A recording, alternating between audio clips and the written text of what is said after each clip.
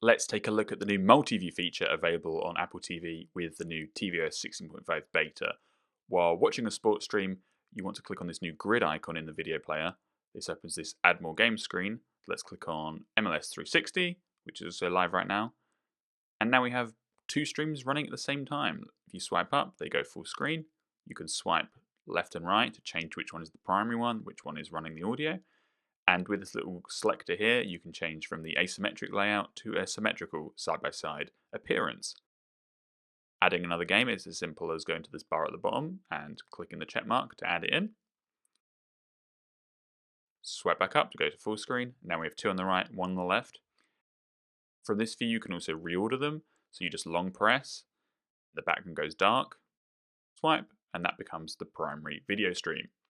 Multiview supports up to 4 games running at once. Let's go and add the last game in that's live right now. Swipe back up. All 4 games now in full screen.